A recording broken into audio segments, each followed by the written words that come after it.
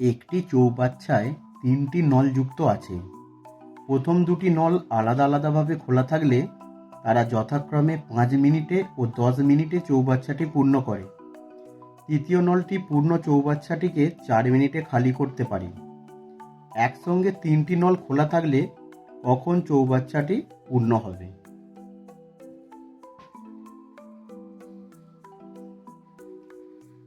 উত্তর, তাহলে আমরা মনে করি সমগ্র চৌবাচ্চা সমান 1 অংশ।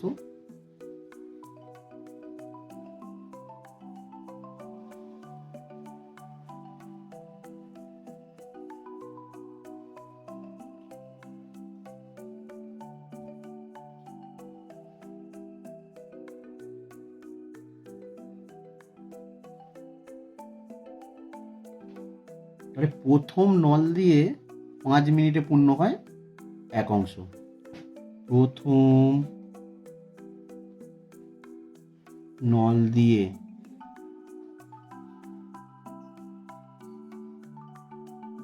5 মিনিটে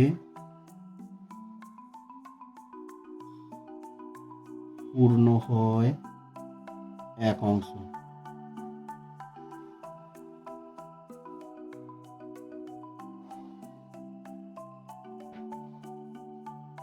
প্রথম নল দিয়ে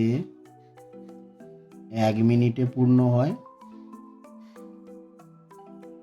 1/5 অংশ। দ্বিতীয় নল দিয়ে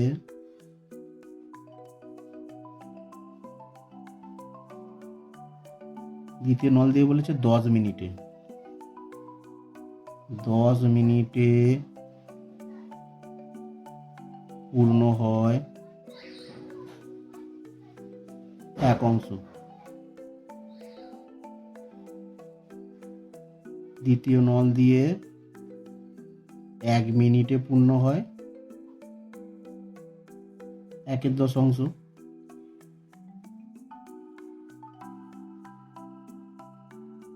একইভাবে তৃতীয় নলটা বার করব। তৃতীয় নল দিয়ে বলেছে 4 মিনিটে। 4 মিনিটে খালি হয়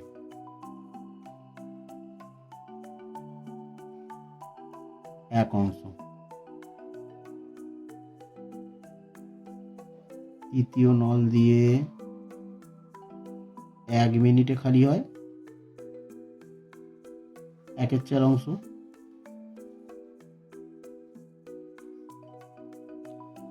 তিনটি নল একত্রে খোলা থাকলে 1 মিনিটে চৌবাচ্চাটা কতটা পূর্ণ হয় তাহলে বের করি। 3টি নল একত্রে খোলা অবস্থায়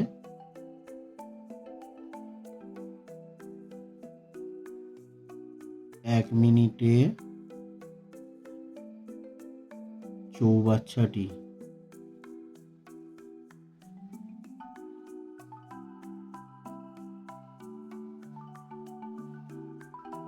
পূর্ণ হয়।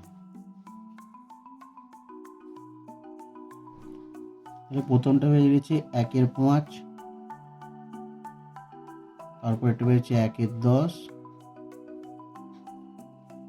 আর এটা বলেছে খালি হয়, তাহলে 1/4 অংশ।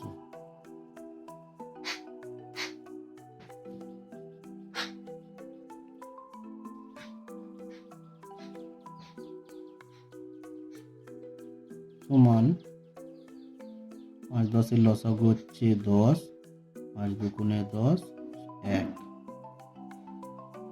বিয়োগ 1/4 অংশ সমান 3/10 মাইনাস 1/4 অংশ।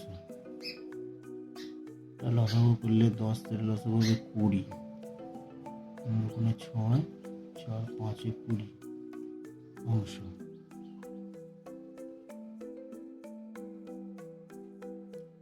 1/20 অংশ। তাহলে 1/20 অংশ পূর্ণ হয় 1 মিনিটে। 1/20 অংশ পূর্ণ হয় 1 মিনিটে। তাহলে 1 অংশ পূর্ণ হয় 1 গুণ উল্টে দেবে 20-র 1 মিনিটে সমান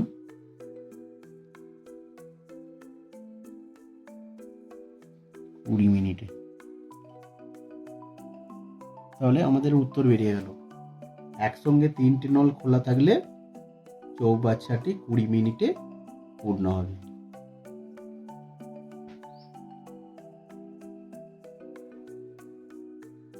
তিনটি নল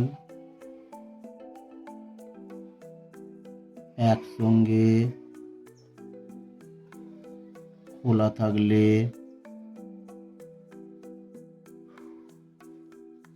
20 মিনিটে চৌবাচ্চাটি পূর্ণ হবে।